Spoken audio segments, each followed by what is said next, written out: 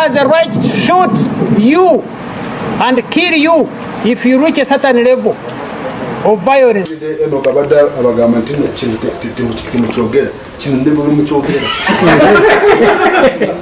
Tugenda kuba obuyinza okuwayo abannayuganda ate kwonoona kiri kyetukoze netumala agakisuula. Ndi Major General Deus David Sande, Commander wa Division ama Division enkambi ya Masaka. Abaganda bayina enjogera egamba nti omuzira wafiira tewaba nsiitaano. Enjogera eno etuukidde ddala bulungi ne bajjeno b'eggwanga Uganda oba abazira b'eggwanga Uganda ku nfa gye bafaamu, nga bangi bw'ogenda okwetooloola enfa gye bafaamu ereka ebibuuzo oba ddala baba bafudde nga abo abasajja bannantameggwa. Naye era tuzze tubiwulira nga bagamba nti abaaye abafu muziike bafu bannammwe, ekitegeeza nti gwe tomanyi lw'ogenda wadde onaakusooseeyo. Era eno enjogera etuukira ku mukulu amanyiddwa nga Major General Deus Sande abadde ava e Masaka ng'ayolekera okusabira omwoyo gw'omugenzi General Takirwa eyafa gye buvuddeko ennaku nga 3 olwaleero lwasabiddwa, wabula ng'onaava e Masaka tasusse mpigi. Katusooke tulabe gy'abadde alaga biki ebiriyo tujje tutandikiraawo. I called Miria, only to find Miria was in London. I called Muhumza. His phones were not going through. I said, what do? I don't know anybody in a Bombo, and my heart is telling me something is wrong. So I called one of his mates whom he had worked with in Mbarara, but now he was in Sudan. I said, please, I know you are not around, but call somebody you know in Bombo. Tell them there is something wrong. Tell them to go to Afandi's home and see what is happening. Singa Major General Deus Sande tafudde, abadde ayina kubeera ng'obudde buno atudde awo n'abo b'olengera abali mu kusaba. Naye Mukama tamusobozesezza. Kale katugende mu ebyo bituzze tutunuulira. Gye buvuddeko mu kalulu ka 2021 omukulu oyo yennyini yavaayo n'ategeeza eggwanga nti ani yabagamba nti tuli mu kutegeka kukyusa buyinza tuve mu buyinza. Ye tulikwase baani? Bano ab'emitwe emiyaaye be mwagala tukwase eggwanga? Mwagala kutuuza gye twava? Bannamagye bangi bazze bafulumya statement ezifaanaganako bwe ziti. Naye okufa kwa buli omu niye ebiseera ebisinga abantu abalina obuyinza babukozesa as bo we bali lubeerera. Bano abasajja ab'amaanyi tubakozese okutegeera nti naawe yeeyita ow'ekitalo ogenda. Tugenda kwetegereza, tulina akatambi ka Robert Kyagulanyi Ssentamu, tugenda beera nga tukekkaanya. Tulina Dr. Chris Baryomunsi ku nsonga ya Robert Kyagulanyi Ssentamu. Tumulina ogenda kubeera ng'omulaba omwogezi wa poliisi ku nsonga lwaki bakyali mu maka ga Robert Kyagulanyi Ssentamu n'okutuuka olunaku olwaleero tugenda beera nga nabyo tubibawa. Komanda 001 wa NRM Nabbanja gwe yajjayo n'agamba muzeeyi bano be basajja bo. Komanda embeera etabuse yeevuma be yawagira obutamufaako. Bino tugenda beera nga byonna tubitunuulira mu mboozi yaffe, wabula tugenda kwetooloolera nnyo ku bajeno oba oli awo abafa mu nfe yeewuunyisa tetumanyi kibatta naye ne bakugamba ono afudde kakongovule ne bakugamba ono aseeredde mu kinaabiro ne bakugamba ono agenze bw'ati then tugenda beera nga tubayitamu ekyenjawulo tugenda na kufuna ku bigambo by'abamu ku abo bye bazze bakozesa oba oli awo ebikaawu nga bannayuganda baabiraba nga tebyali bya buntu katukole bwe tuti tujje tutandike vidiyo naye ate si bano bemmanyi be nalabako twagezako abantu okubasomesa kakati obuzibu nabyo bannayuganda bubuno omuntu waavaayo ku makya n'agamba ngenda kulwanirira kulaba nga kulwanyisa buno enfuga yanakyemalira abantu balowooza oyo omuntu oyeesimbyewo yekka yalina okulwana era bo balina kudda mayumba gaabwe ne bazinga emikono ne balinda omuntu omu abalwanirire okujjako nga bannayuganda bakyusizza endowooza yaabwe ne bamanya nti luno olutalo lwaffe ffenna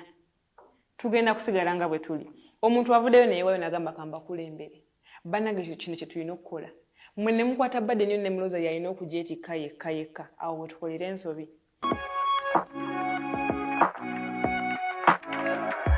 DPTV Uganda, Dawn People Television. Awo ekyagala okutuzzayo kutuzza gye twava mundu zange weeziri wali nze mbeera nasatu ni mundu ssatu nti abakasukaali bagende akasukaali fe aba-NRM tetukozesa kasukaali kokka ate muli awo mwoza mwekwatakwata people power obwo obukofiira obumyufu ebyo bye mwoza bunga bye mulabye Sudan mubikomye ku TV Uganda ndala. People power is a byoyanswa. That is byoyanswa. Don't go carrying sticks, violence, that you will come to State House. Police has a right to shoot you and kill you if you reach a certain level of violence. Don't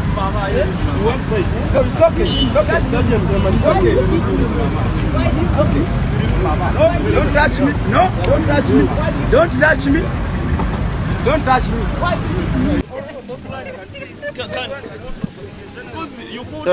Listen. We didn't fight to fight over about civilians. Nyenyushonguru bya Kyagulanyi nimbi kunda munonga. Kuga Kyagulanyi yanyebembera nantware. I'm not a servant of anybody. Shinagwe neguya. So what? They can go and hang. Nebala banga tebana kyebambula emingako. Kakate ekyo nekibanyiiza kubanga bo bamanyi okukola amawulire. So what the hell are they talking about? Bano bye balikoze sibitegeera. Bagende wa president oba bagende wa papa oba bagende mu ggulu wa Katonda. Ago gemaanyi bwe buyinza abantu bwe boogeza ng'eryanyu balyewulira naye bonna betukulaze ensi ebawadde okugezesebwa gwolengera ku screen yalumba abantu b'Ekasese bangi ne bayitawo eri tumwine ebigambo bye yakozesa bannayuganda byabawaawaza amatu n'okutuuka okusanyukira amafaage nga bw'olengera awo abamagye bali kuwa traffic bakuba mu ngeri emu Shabani Bantariza ye yatugamba nti aine mundu ssatu. Yes, nina ssatu. Naye bwe yali afa tetumanyi lwaki ekyamutwala teyakikuba amasasi. Mu ngeri emu bangi bazze boogera ebigambo mugende mu ndoope bw'oba olemererwa toyina wakundoopa bw'olemererwa wa paapa genda wa Katonda kitegeeza tewali muntu yenna ayinza kubeera nga amukwatako. Anyway, tugenda tandikirawo emboozi mbaanirizaako bassebo ne bannyabo buli omu gy'osinziira okubeera ng'otugoberera abali mu bitundu by'ensi eby'enjawulo mwebale nnyo mwebalire ddala okubeera ng'ate mutwegasseeko kyemukola kya muwendo nnyo nnyini ddala mikwano gyaffe. Njagala bategeeza ntutambula ne Sheikh Ashraf omusomi era omulombi wa dduwa munoonyeeko gw'alina ebizibu eby'enjawulo asobole okubeera ng'ate akuyamba.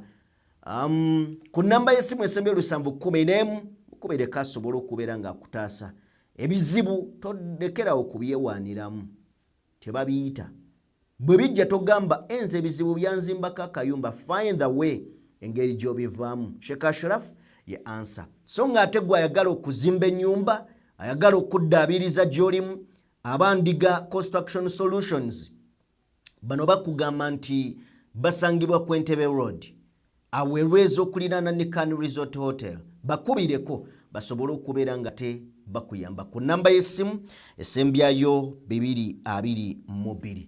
Nzikiriza tutandikire wano. Tugenda tandika n'akatambi ka General Yoweri Kaguta Museveni. Mwami Museveni bwe yamala okuwamba mu 1986 yalayira okuuma constitution ya Uganda era n'okubeera nga agiwa ekitiibwa. We butuukidde olunaku olwaleero katufune akatambi nzije naawe nga bw'ombuulira agikuumye, agiwadde ekitiibwa, oba agidibaze oba agijolonze. Mu comment section sooka otuwe. Yoweri Kaguta Museveni do solemnly swear that I will well and truly exercise the functions of the high office of the President of the Republic of Uganda,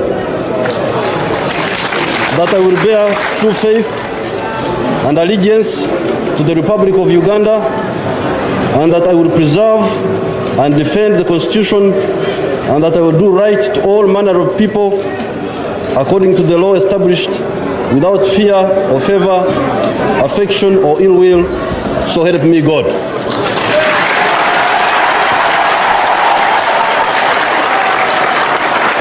I, Yoweri Museveni, swear that I will be faithful and bear true allegiance to the Republic of Uganda, and that I will preserve, protect, and defend the Constitution. So help me God.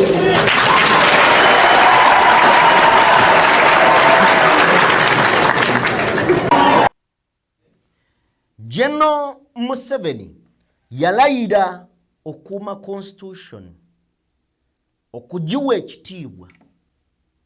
We butuukidde olunaku olwaleero ng'empapula alinga zaayuzizzaamu ng'eyolekedde okufuuka eddiba oba okusigaza eddiba. Mbadde ntunuulira munnamawulire amanyiddwa nga Ibrake Mukasa awandiise bw'ati, era emboozi eyo kwenjijje nenjagala njigabane naawe munnayuganda. Agambye Oweekitiibwa President, mukama wange taata nkulamusizza ssebo. Mukama wange kintwalidde emyaka 2 nga ntunuulira akatambi kano nga waakamala okuwamba obuyinza, ng'osinziira ku Paalamenti y'eggwanga Uganda wakuba ebirayiro, era nga mu bigambo byo walayira nti ogenda kuuma Constitution ya Uganda. Ne taata, Constitution bwe luvannyuma lwa myaka 5 ogikuulamu empapula, era nga lulabika ogikuulamu empapula era nga luliba lwesigazza. Mbumpimpi buli luvannyuma lwa myaka 5 mwami Museveni abaako kyakwata mu Constitution n'akifuula ye kyayagala so si ye kyagamba. Era mukadde kano Constitution eringa esigazza eddiba lyokka, ng'ebiri munda buli lupapula olw'omugaso olugasa bannayuganda lwakuulibwamu, lwagibwamu, naye nga terugibwamu lwa bulungi, lugirwamu lwa bwannakigwanyizi, okufevalinga abaagala okusigala okwenyweza mu buyinza. Era ayongeddeyo n'agamba nti nayongera okukkiriza nti byonna ebyakulwanya byaddamu dda, era nga byeriisa nkuuli n'okusinga ebiseera ebyayita. Nagamba nsigadde nze Ibrake Mukasa wano e Nakasongola. So bino bikulu mukadde kano naye kyannaku nti bonna abandivuddeyo ne bagamba ku President Museveni nti bino bye wasuubiza eggwanga, bino bye wasuubiza, kino kye wakubira ekirayiro, bonna teri asobola kuyimusa mutwe gwe kwogera kigambo n'ekimu. Bonna buli asembera mu maaso ge agenda kunona mmere ya leero, agenda kunona kyakulya. Naye naye yatusuubiza nti eno fundamental change tulabika tetwategeera fundamental ki gye yali ayogerako. Kubanga twali tulowooza nti ebigambo bye bikulu nnyo era bya kitiibwa, nti birijjukirwa abaana n'abaliddawo, bwe yatutegeeza nti ekizibu kya Africa be bakulembeze abeeremeza mu buyinza. Tugenzo tuko olunaku olwaleero nga yakatutwala emyaka 4 nga ne kkooti bamwambaza nnyambaze. Kale nno ebbaluwa ya Ibrake oba obubaka bwa Ibrake bwatadde ku kibanja kye weewaawo bututuusizza ku ddakiika eno wetwolekedde okubeera nga tugenda mu mboozi ya Sunday. Emboozi ya Sunday avudde mu bulamu bw'ensi kyamakulu ddala nnyo okusooka okujjukira ebimu ku bigambo bye nga tetunnaba kubeera nga tugenda wala. Katusooke tujjukire ku bigambo by'omulwanyi Namigge, omusajja ow'amaanyi eyategeeza nti eggwanga lino tebasobola kuliwaayo batyo mu bantu abali awo ab'emitwe emiyaaye, era n'atubuuza ani yabagamba mbu tuli wiringi okubawa obuyinza. Yakyogera lunye nga takirumyemu. Ye General Deus David Sunday. Njagala onzikirize tusooke tulabe akatambi mogano jatuwa kali akalala. In fact soko tuwako then tufune kali. Major General Deus David Sunday, Commander wa Division Armored Division enkambi ya Masaka nga neko kimugitwalidde. Ndi wano nga nkiikiridde mukama wange Chief of Defence Forces General Muhoozi Kainerugaba, naye nga nange nkiikiridde ekitongole ky'eggye lyange lyenkulembera erya Armored Division, ate nange nga nekiikiridde. Ye mugenzi mukadde kano we bukeeredde ng'asiibula famire y'abadde mulamu, wabula wakati w'okubeera nga ava Masaka ayolekera ku nteekateeka y'okusabira omwoyo gw'omugenzi General Takerwa ate ye tatuuse. Kyandibadde kyamagezi kya butegeevu buli muntu yenna alina position w'otudde okutegeera nti position eyo si gwe ogisooseemu ate si gwe agenda okusembayo. Bwe buba buyinza n'okozesa obutonotono ng'omanyi wali akaseera k'okuva mu woofiisi eyo. Era manya nti mu byokola okwagala okukakasa bakamaabo nti gwe oli wa kitalo nnyo era obawulira nnyo bw'onaafa tebagenda kuleka nnaku nnyingi, kubanga General Takerwa nga yakamala okubeera ng'afa nga tannaba na kubeera ng'ateekebwa mu ntaana, ekifo kye nnyongera okutegeeza nti CDF w'eggwanga General Muhoozi yakigabye dda, era nga mukadde kano bakiwadde Major General James Ssemwanga gw'olengera awo. Oli tannaba kuziikibwa n'eggwanga teriganye kutambula.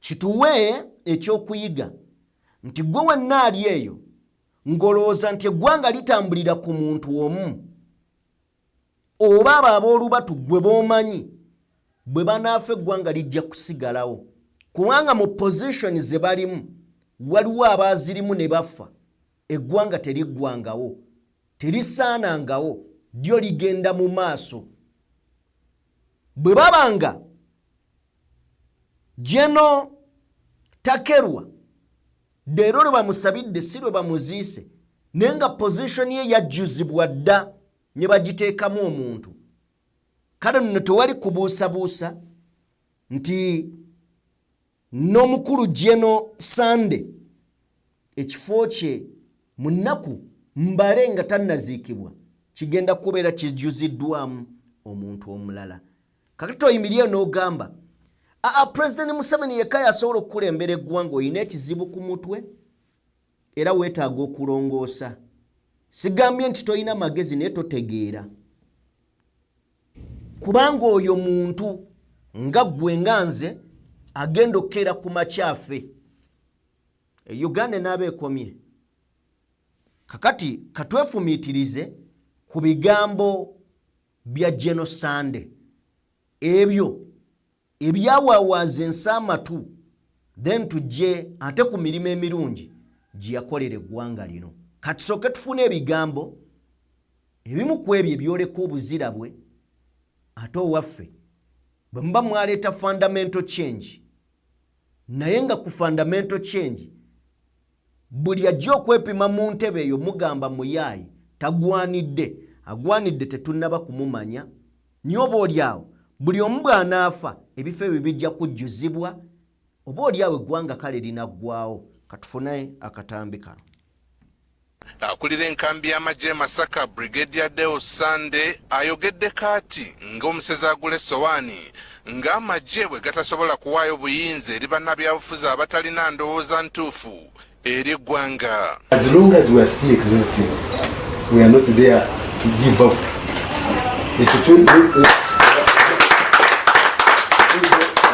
Eno kabada abagamba nti timukyogera kino ndi buli mukyogera. We are not ready to give out to people, I mean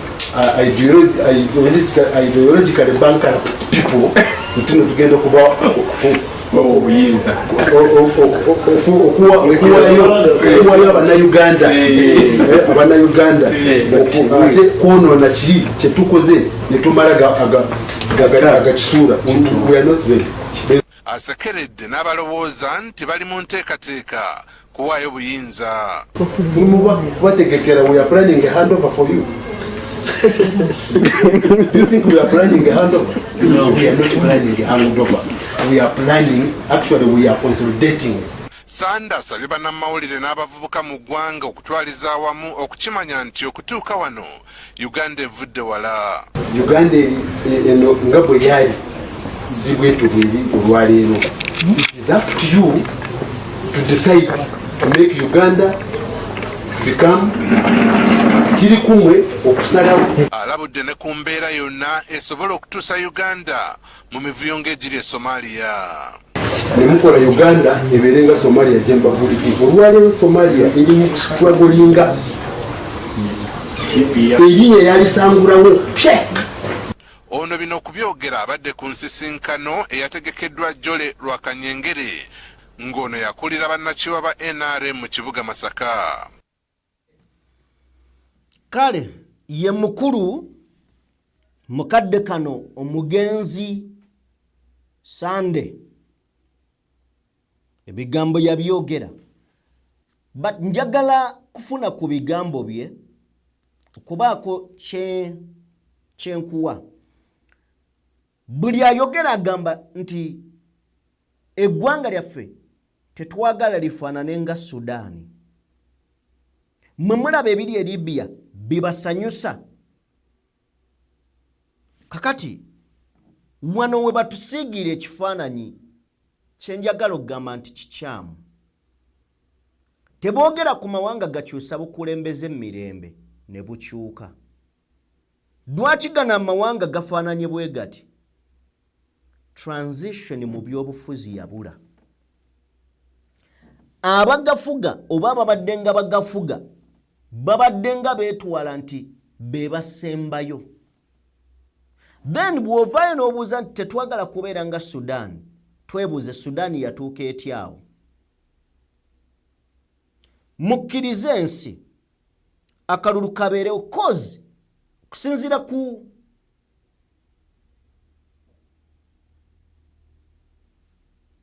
kubanga okusinziira ku General Museveni ye kennyini yagamba nti ekizibu kya Africa be bakulembeze abeeremeza mu buyinza bwe kibanga ekyo kyekizibu kya Africa yandibadde ekizampo n'atalemera mu buyinza era ye kennyini n'atugamba nti okukyusa obuyinza kino kya buyivu era kya butegeevu okukyusa obuyinza ekibuuzo kiri nti ekyokubulemeramu kyo kyaki kubanga ekyokuwaayo obuyinza n'okukyusa obuyinza kya buyivu okusinziira ku mwami Museveni ffenna kye tukkiriza ekyokubulemera kitegeeza ki era bw'olemera mu buyinza kiki ky'osuubira ensi kyeyinza okuzzaako of course kutabanguka lwaki kino temukiziyiza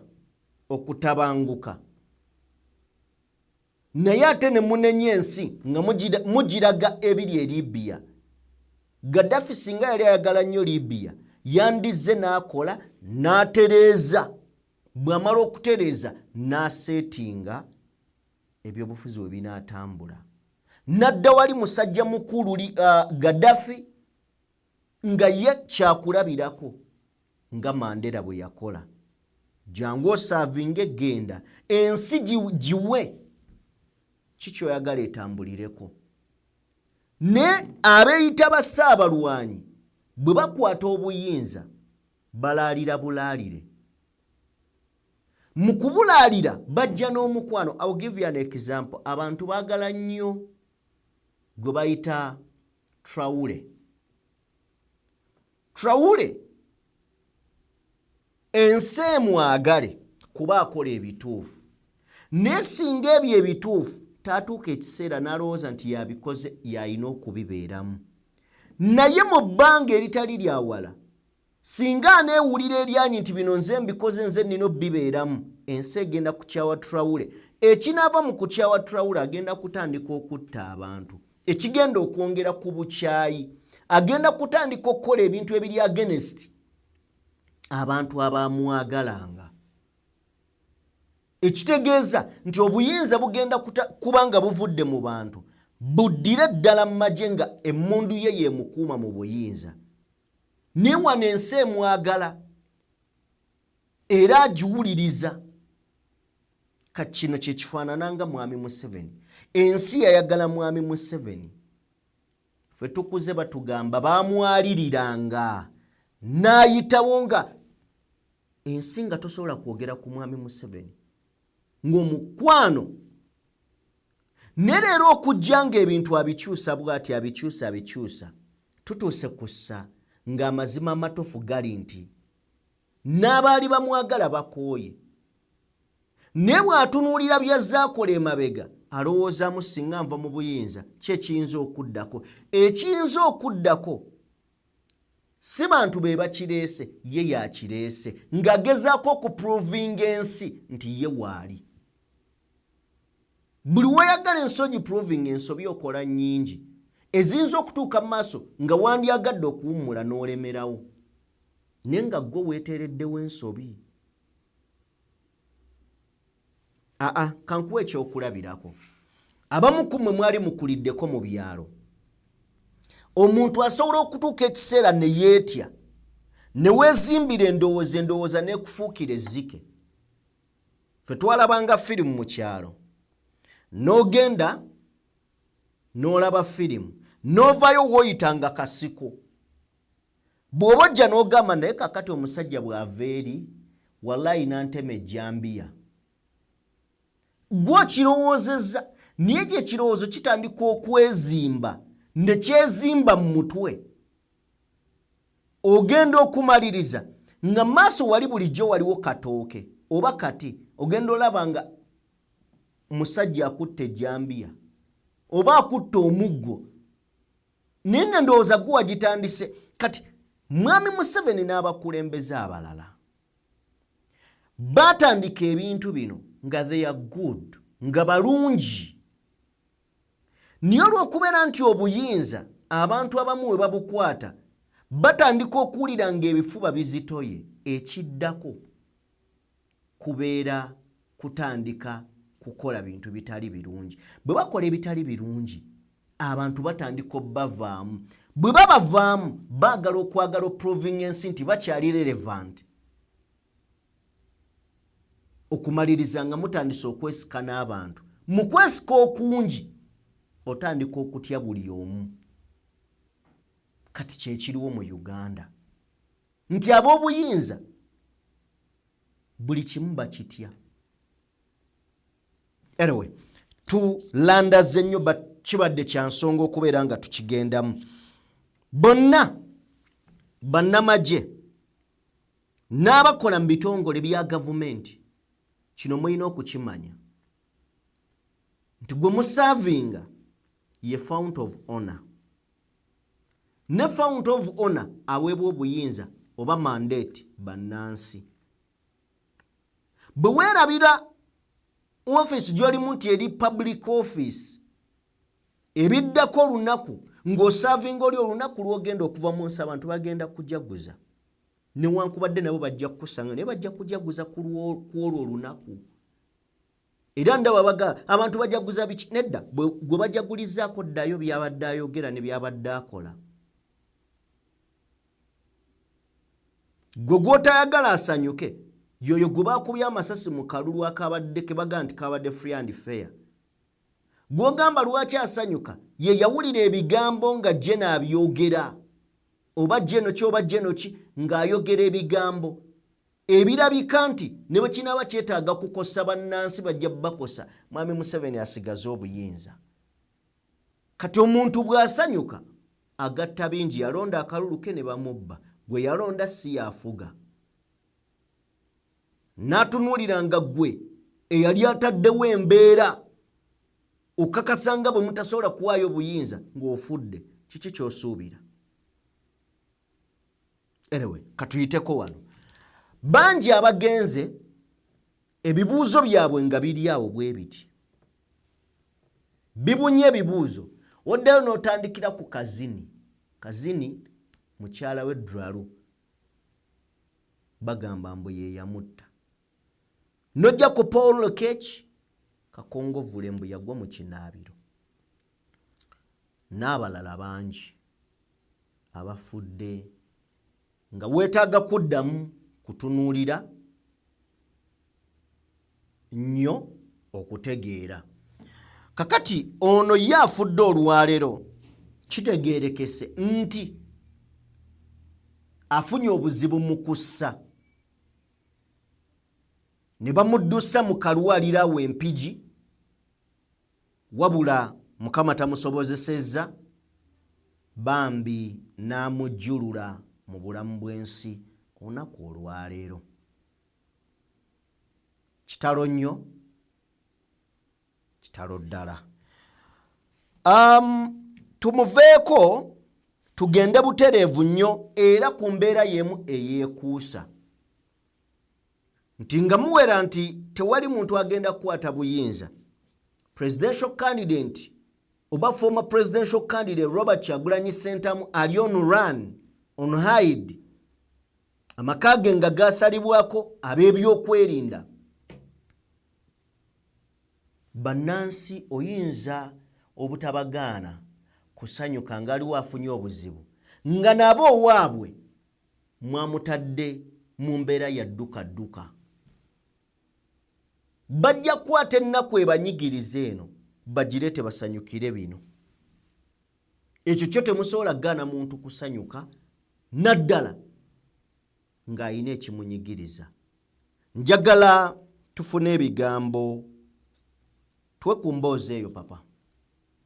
Okwera sabbiiti 3 kasookedde babyakwerinda zikunukiriza okwera sabbiiti 3 kasookedde babyakwerinda bagomba amaka g'omu kubavuganya ku kifo ky'entebe y'obukulembeze bw'eggwanga Robert Kyagulanyi Ssentamu agasangibwa Magere mu ssaza Kyaddondo. bano bavaayo ne bategeeza nti kino bakikola okwongera okuwa Kyagulanyi obukuumi kosa okukitegeerako nti waliwo abantu mu kitundu kino abali bateekateeka okwekalakaasa. Kyokka wadde akaseera keekulungudde ng'ebyava mu kalulu kano birangiriddwa era nga bangi ku bantu bazzeeyo kukakalabya emirimu gyabwe, embeera ekyali ya bunkenke mu maka ga Robert Kyagulanyi Ssentamu oluvannyuma lw'ab'ebyokwerinda okubeera nti n'okutuusa olwaleero bakyagumbye mu maka ge nga naye ng'omuntu kati oyinza okugamba nti aliira ku nsiko n'abafamire ye. Tulina deployments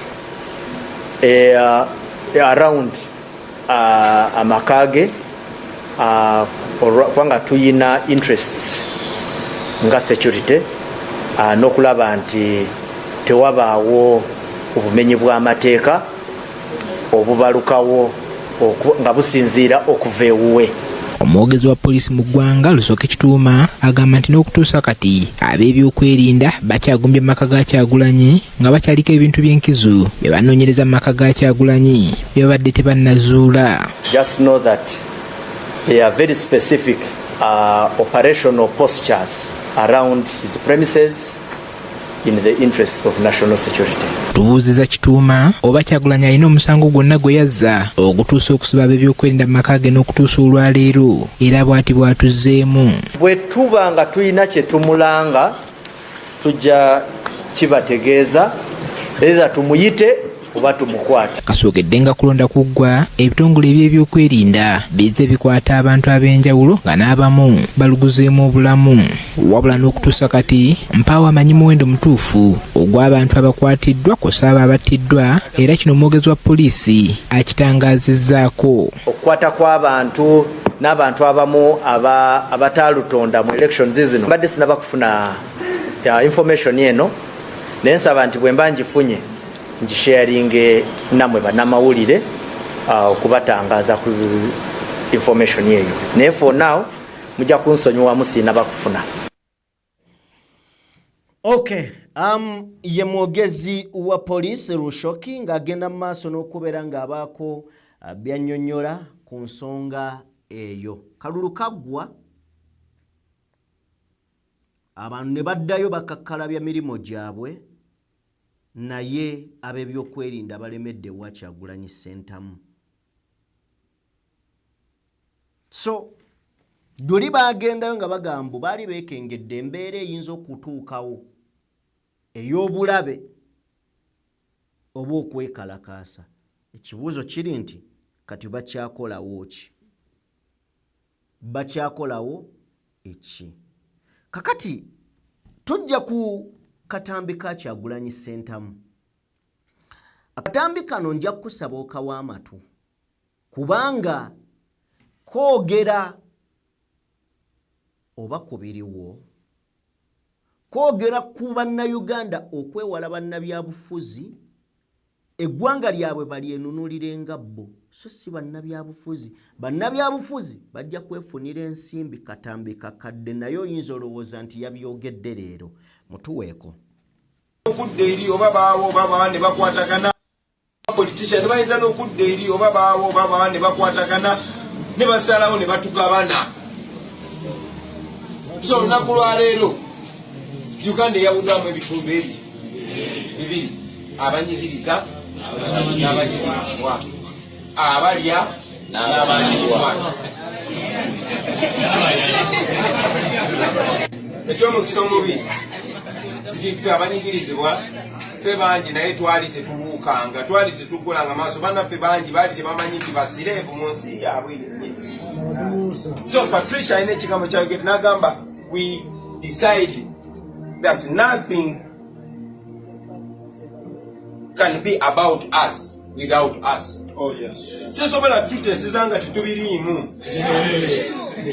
Tesobola tutegeerera nga ffe tetwetegeredde. Kitwa tugamba abantu mwebereremu. Okwebereramu si kubeereramu Kyagulanyi. Njagala kibabulya kino bannange. Wadde nze mbakulembedde tekitandikira ku nze ate tekiggwera ku nze. Obuzibu bwaffe nga Uganda tubadde twesiga nnyo ba individual. Omuntu ng'omuntu nga bw'abayiwayo nga muba muwedde. Era Museveni alaba munneesiga nnyo ye n'alaba nti kati ono kamutte aveeyo nja kuba natuliza bannayuganda nti babulira kati nga nkyali mulamu nga nkyali n'omukisa okubagamba nti ne bwe baba banzikizza njagala wano ndekewo Bakyagulanyi nga 10.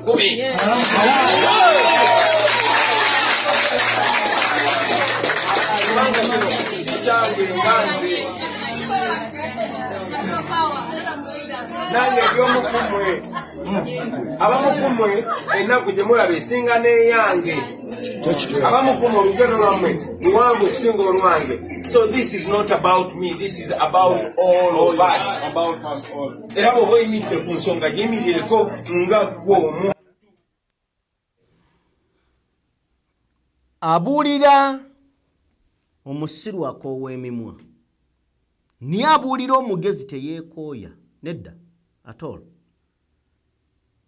Bw'owulira ali eyo ng'agamba Kyagulanyi tulinze kyazzaako, bw'oba omuliraanye munkubira oluyi. Nkiddemu, bw'oba omuliraanye munkubire oluyi. Kakati waliwo abalowooza nti bino tebibakwatako era nga bo balowooza okutambula n'abalangira kibafuula abalangira. Emirundi mingi Kyagulanyi azze alabula abaana ba ghetto nti bano babakozesa ne tebawulira. Kakati komanda eyeeyita komanda 001 bamukomandinga obudde buno mutuwe. Waliwo omwana gwe bandeetedde komanda wa ghetto. Komanda wa ghetto wuuno mukkirize mwanjule wano ku kazindaalo ate musabe abuuzeeko. Komanda wa ghetto mukkirize oyo buuza ku pulezidenti w'eggwanga. Bannange abaana bakyasa oyo baghetto yuti oyo pulezidenti oyo Dr. Museveni oyo pulezidenti oyo Dr. Museveni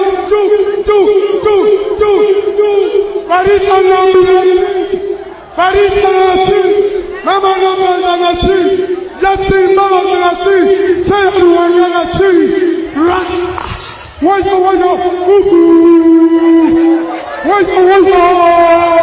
A few moments later. Tize komanda NRM 001 komanda Rwei lini waba komanda kwe kubanze ntize nafuna obuzibu nga twakamala kaluko omukulembeze obuzibu obwo bwa bulwadde kubo bulwadde tebabukubira simu tebabulaganya nange samanya gye bwafutuka bwajjanga obusaaga sipidi obulwadde ne bunkwata ne bunkuba wansi ate mu mbeera gye nkugambye eyeyaffe eyokuba nti tubadde tukola mu mbeera bwetyo nga tusuubira bwe binagwa byonna byonna tulyoke tutuukirira abakulu tino tugire tufune embeera naffe batuterewo embeera tufune zi bizinesi n'ebiki.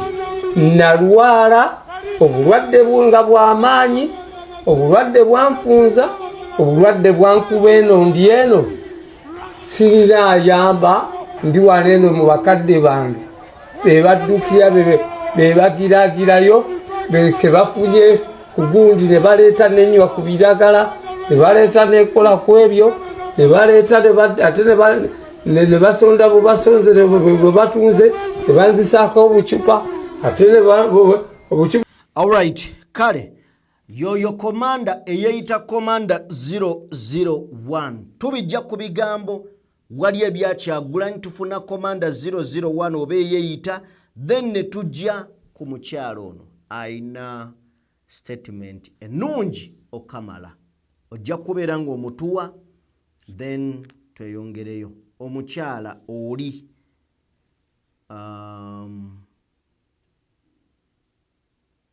ojja tufunira ku mukyala oyo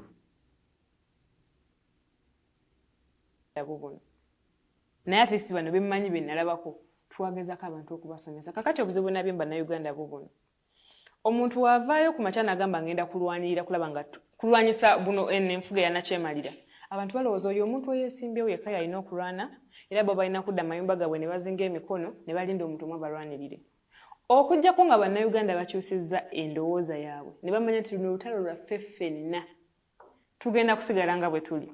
Omuntu avuddeyo naye wayo nagamba kamba kulembere. Bannange kino kye tulina okukola. Mmwe ne mukwata Badde ne Muloza yalina okugyetikka yekka awo bwe tukolera ensobi. Mwami Kyagulanyi yavaayo wano nga bamaze okubaka lunagamba nedda. Omulundi guli twagenda mu kooti bishina ku guno sigenda genda mu kooti. Bannayuganda mwenna mukimanyi mwatulonda mukimanyi twawangula akalulu. Kakati mbatadde. Mugende ku street mwekalakase mu mirembe tubanje obuwanguzi bwaffe. Eri omunauganda n'omugwala byayimuka. Mukiwulidde ekyo? Kyagulanyi atuliddemu olukwe. Noga mwana. Sonyiwa okugaana yo oli mulamu omutwe.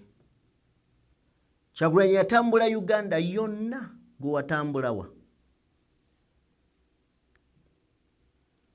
Bakutte baddepute be kumpi bonna. Kyekikujjira mu mutwe. Kitegeeza bali mu kuneutralizinga amaanyi ga NUP. Niyo omusajja azze abagamba gwe nawe beera Kyagulanyi.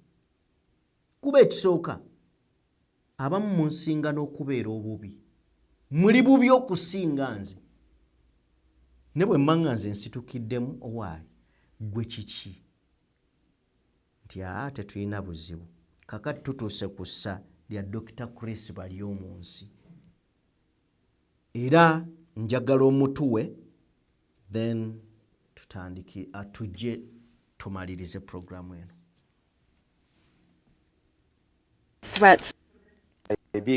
Uganda's government said it is not hunting for opposition leader Bobi Wine despite threats from the country's powerful army chief to arrest the pop star turned politician. The state is not hunting for him because he has not committed any crime. In an interview with Reuters, Information Minister Chris Baryomunsi said Wine was free to go home provided he does not engage in law-breaking activities. Wine has been in hiding for weeks. He fled his home in the capital, Kampala, hours before President Yoweri Museveni's January 15 re-election was announced. Days later, Wine's wife, Barbara Kyagulanyi, was taken to hospital after what she said was an assault by armed and drunk soldiers who raided their home. Strangled me by the neck. Uganda's military chief, Muhoozi Kainerugaba, who is also Museveni's son, denied soldiers assaulted Wine's wife. He later said on social media that they had captured and then released her. Baryomunsi, who is also a government spokesperson, condemned the raid and said authorities would investigate the incident. We do not condone any acts of indiscipline on the side of the army. But he would not say if security personnel would face any penalties if they were found to have violated the law. It can do more than condemnation. The Treasurer General of Wine's National Unity Platform, Benjamin Katana, pointed out that the army chief is on record saying the military was looking for Wine. Either the Minister of Information is being shamelessly dishonest or is operating from a point of limited knowledge on the subject. Kainerugaba has not said why the army is searching for Wine or what crime he may be charged with. He has a history of controversial social media posts that he often later deletes. He once threatened to behead Wine and boasted the military had killed 30 opposition supporters. Rights groups have long accused Museveni, who has been in power for 4 decades, of using the military to suppress dissent. His government denies the accusations. Kale, byebyo tetugenda sukkakaawo. Twagala kubebaza mwenna betutambudde nammwe timwebale nnyo mwebalire ddala okubeera nga mutugoberedde. Katonda omulungi ow'ekisa abeere nammwe. Yenze Sajjime mbadde ne Morgan Kulenzi era yabadde ku mapeesa. Tusinkane mu vidiyo enaabezeeko ku lwa Katonda n'ensi yaffe Uganda. Peace.